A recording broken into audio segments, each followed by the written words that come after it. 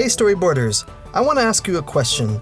Have you ever been at work or school, slaving away for some corporation or some class you didn't care about, thinking, man, this sucks. I wish I was back home creating my art. And all you can think of for the next 8 hours is how productive you're going to be once you return home.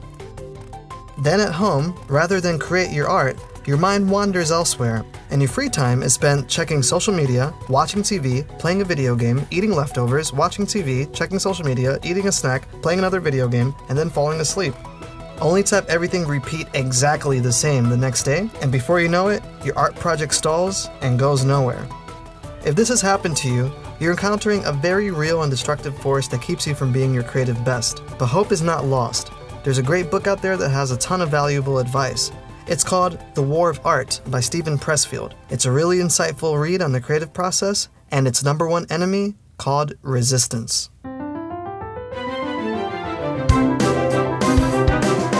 Ooh, StoryBored USA. Hey Storyboarders, let's start by defining resistance and then some very clear ways we can overcome it. To Pressfield, resistance is any act that prefers immediate gratification to long-term growth, health, or integrity. Visually, we're going to represent resistance through these lucha libre wrestling toys. They're happiest when you're wasting your precious free time than making your art. Resistance is internal. No one and nothing outside of us is responsible. It's easier to blame a scapegoat than blame ourselves. It makes us feel better about our own lack of progress. But resistance is not externally manifested. It's within you. It's your self-justified laziness, fueled by your anxiety and fear. In short, it's you, not them. Resistance plays for keeps. It aims to kill. Resistance wants to keep us in perpetual stagnation.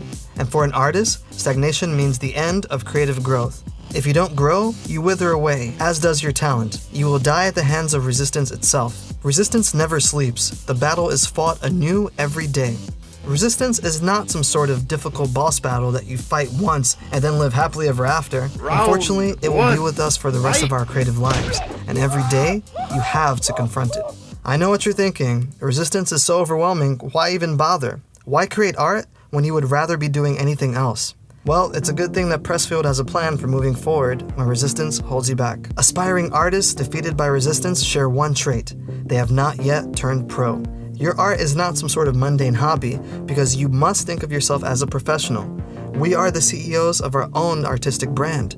Carry that pride with you. A professional seeks order, eliminates chaos, so the muse will enter. Pressfield believes that professional artists are the chosen vessel through which the muses, or creative spirits, run through. And to invoke them, you need a routine, a sense of cleanliness and order. Only then, when they find you working, will they sing a song that only you can hear. A professional demystifies. She concentrates on technique, not the mastery. You can only focus on improving your craft over time, by honing your skill set and discipline. At age 90, the legendary Spanish cellist Pablo Casals was asked why he continued to practice. "Because I'm making progress," he replied. Perfection is what flowers do when they're just about to die. They're perfect, they die. You don't need to be perfect, you just need to be blooming. Perpetual blooming. And that is free.